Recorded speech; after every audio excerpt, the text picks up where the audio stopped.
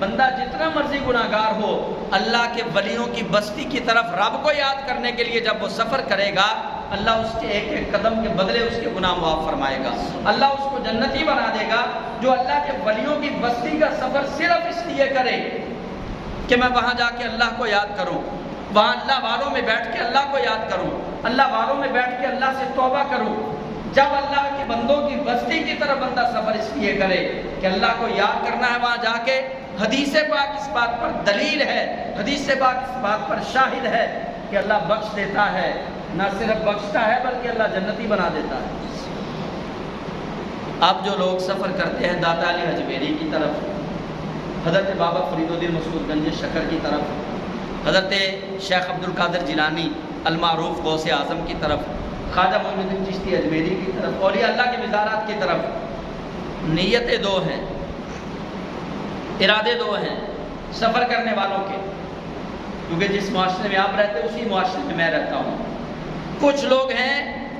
جو ان اللہ کے ولیوں کے درباروں پہ، ان کے مزاروں پہ فقط اس لیے جاتے ہیں کہ وہاں جا کے قرآن کی تلاوت کریں، اللہ سے دعا مانگیں، اللہ کو وہاں جا کے منائیں۔ کچھ لوگ فقط اس نیت سے جاتے ہیں، وہ لوگ خیر والے ہیں، وہ لوگ عزت اور عظمت والے ہیں، ان لوگوں پہ اللہ کرم ضرور فرماتا ہے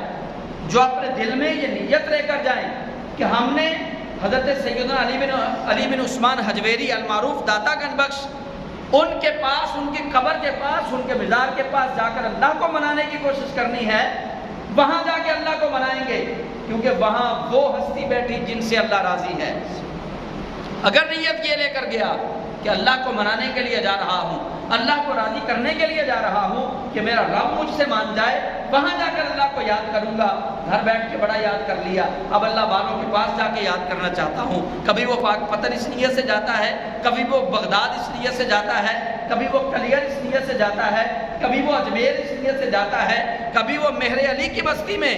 اس لیے جاتا ہے۔ اگر تو نیت یہ ہے کہ وہاں جا کے اللہ کو یاد کرنا ہے، اللہ کو منانا ہے، اللہ سے وہاں جا کے مانگنا ہے، اللہ ان اولیاء کی عزت و عظمت کے صدقے عطا کرے گا، اگر نیت یہ ہے تو رب ضرور پوری فرمائے گا۔ اور اگر نیت یہ ہے کہ وہاں جا کے میں نے ڈھولکی بجانی ہے، بھنگڑے ڈالنے ہیں، غیر شرعی کام کرنے ہیں، میں نے عورتوں کا قافلہ وہاں لے کر جانا سخی سرور، اگر نیتیں ایسی ہیں تو پھر خیر نہیں ملے گی، پھر خیر نہیں ملے گی۔ 100 بندے کا قاتل اگر نیت اچھی ہے اللہ کے ولیوں کی بستی کی طرف جانے کی تو رب توبہ کرنے سے پہلے صرف نیت کرنے پہ اللہ بخشش فرما دیتا ہے 100 بندے کے قاتل کو۔ لیکن اگر بندے نے زندگی ساری نمازوں میں گزاری ہو اور اللہ کے بندوں کی بستی میں جانے کا ادب کا پتہ نہ ہو، وہاں جانے کے احترام کا پتہ نہ ہو، تو یقین کیجئے اس کی نمازیں پھر اس کے کام نہیں آئیں گی، پھر اللہ کے ولیوں کے پاس جانا اس کے کام نہیں آئے گا۔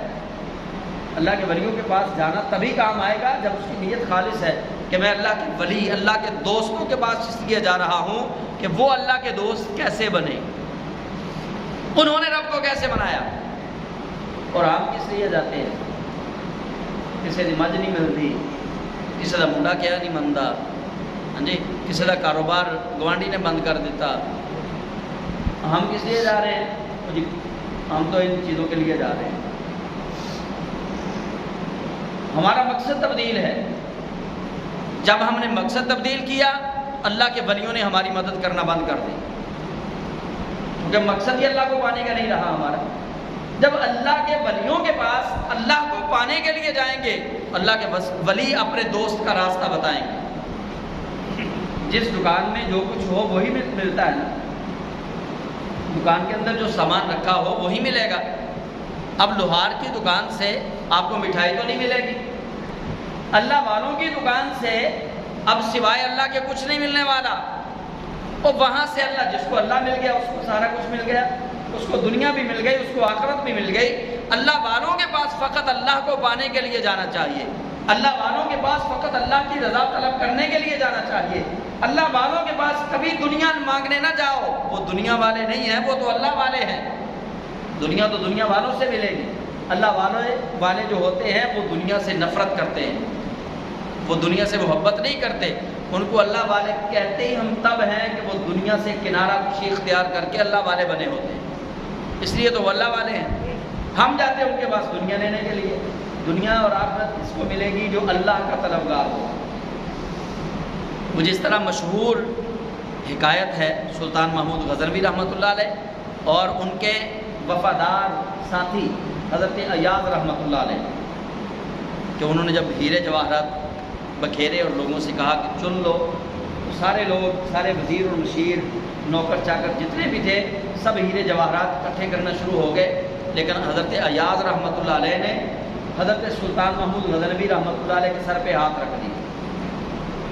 انہوں نے کہا تم کیوں نہیں چن لیتے؟ انہوں نے کہا مجھے ہیرے نہیں چاہیے، مجھے ہیرو والا چاہیے.